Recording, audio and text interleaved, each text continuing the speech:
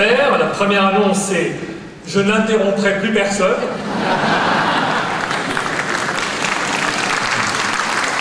Et la seconde annonce, c'est « Merci Pierre Lelouch pour ce remarquable discours ».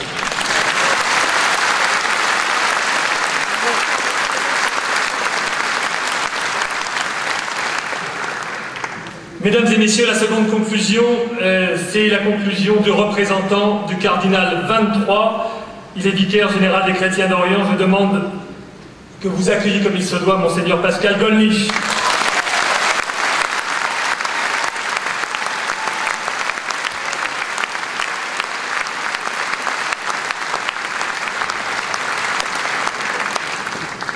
Ah si, moi il faudra m'interrompre, hein, si. Presque tout a été dit. Évidemment, je voudrais à mon tour remercier M. Fillon d'avoir eu l'idée de cette soirée, de l'avoir menée à bien. De même que je remercie Mme Pécresse, M. Retailleau sur l'action qu'ils ont dans leur groupe parlementaire pour les chrétiens d'Orient, et puis tous les parlementaires qui sont ici. Je parle souvent avec eux depuis des années, car tout n'a pas commencé il y a 1 an ou 2. Et je pense qu'il y a eu des relations de confiance qui se sont nouées pour qu'on puisse échanger sur ce qui se passe en Syrie et en Irak. Je voudrais aussi dire ma joie de voir beaucoup de prêtres parmi nous, mais il y en a un que je voudrais vous présenter spécialement.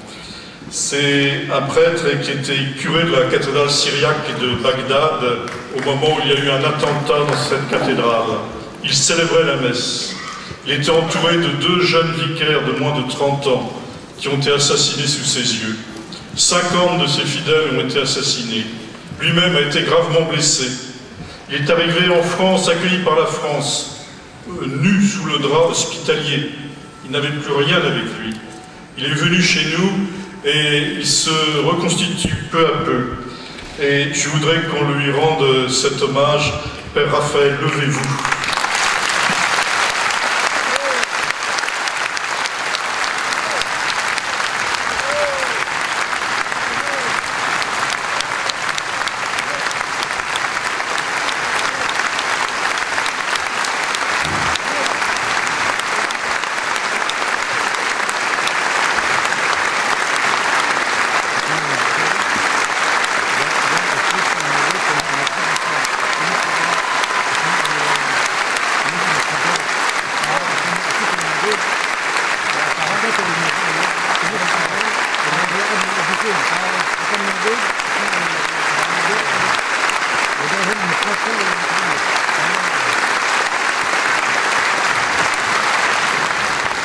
Vous voyez, si j'ai souhaité que vous l'acclamiez comme il le mérite, c'est aussi parce que nous avons souvent parlé de son histoire.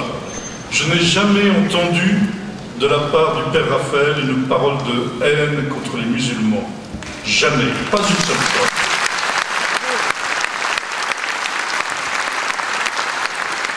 Alors, voilà, le prêtre que je m'efforce d'être me dit de 2 choses l'une. Je parle de spiritualité, on va me dire que je ne suis pas assez concret, ou je parle d'action, il va dire décidément il manque de spiritualité. C'est souvent comme ça que les choses se passent. Alors disons quand même un mot de spiritualité. C'est vrai que nous sommes parfois tentés par la haine. Et je pense que tous les parlementaires qui sont allés là-bas, en parlant avec les réfugiés, ont été touchés tout comme moi par la dignité de ces personnes. Ils ont crié leur souffrance, ils ont crié leur désarroi, ils ont crié leur injustice. Je n'ai jamais entendu de parole de vengeance. Voilà. Donc je crois qu'il y a là quelque chose de très fort.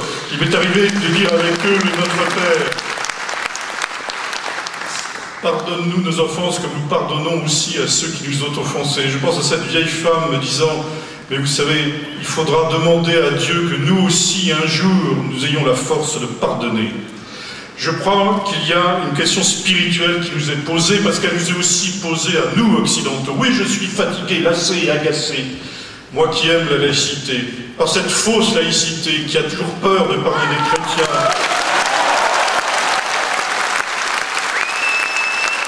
Ceux qui croient que ça va déranger... Ceux qui croient que ça va déranger la laïcité de la République parce qu'on met des affiches dans le métro pour un concert pour les chrétiens d'Orient. Ceux qui s'imaginent dans leur droit de se plaindre comme on a osé le faire, parce que nous avons fait aux Archives nationales une magnifique exposition avec des documents que les Dominicains ont sauvés du Daesh au péril de leur vie. Certains ont hurlé que c'était contraire à la laïcité.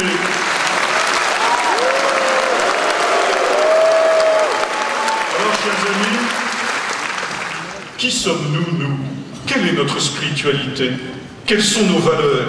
Qu'est-ce qui nous permet de prétendre avoir une parole dans d'autres pays que le nôtre? Il me semble que nous devons être renvoyés à nous-mêmes, à ce qui fait la force de nos convictions, la force de nos valeurs. Et je me réjouis pour cela qu'il y ait beaucoup de parlementaires ici, aujourd'hui, ce soir avec nous.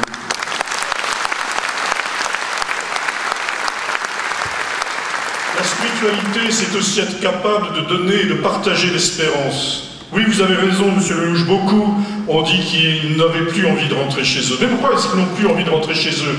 Parce qu'ils n'imaginent pas pouvoir rentrer chez eux dans des conditions de sécurité acceptables.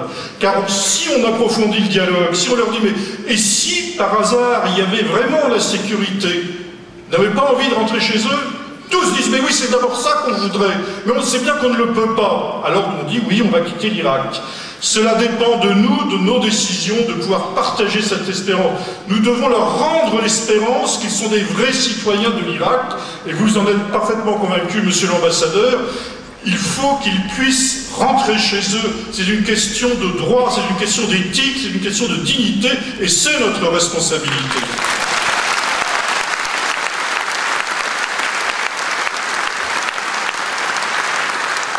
La spiritualité, c'est aussi être capable de dire la vérité, de dire là où ce n'est pas supportable. C'est vrai que le décapiteur en chef qui a décapité 21 coptes, ce n'était pas simplement des ressortissants égyptiens, comme on l'a dit dans un communiqué de l'Élysée, c'était des chrétiens coptes.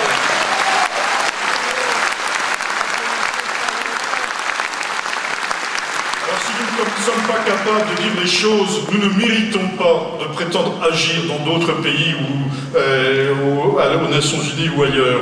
Oui, eh bien, ce décapiteur en chef a dit « je décapite ces coptes parce que comme ça c'est une leçon donnée à l'église copte », mais il a dit aussi, pointant son poignard ensanglanté vers la mer, c'est aussi un message pour l'Europe qu'il appelle le règne de la croix, preuve qu'il ne la connaît pas très bien.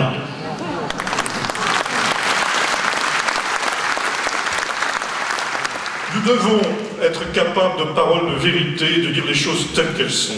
Voilà pour la spiritualité, il y aurait beaucoup d'autres choses à dire. Pour l'action, nos amis chrétiens d'Orient, ils n'ont pas besoin de paroles. Et on est heureux d'être ici en pensant à eux. Mais ce n'est pas ça qui va changer concrètement leur vie. Il faut des actes. Il ne faut pas une énième réunion de diplomates. Il ne faut pas une énième réunion des ministres des Affaires étrangères qui n'ont même pas été capables de nommer la plaine de Ninive comme une zone prioritaire à sécuriser pour que les chrétiens puissent rentrer chez eux. Ils ont besoin d'avoir des actes. C'est vrai en Irak comme c'est vrai en Syrie. Cette guerre ne peut plus durer. Cette guerre civile est atroce. Il y a des centaines de milliers d'enfants qui meurent parce qu'ils n'ont pas de soins.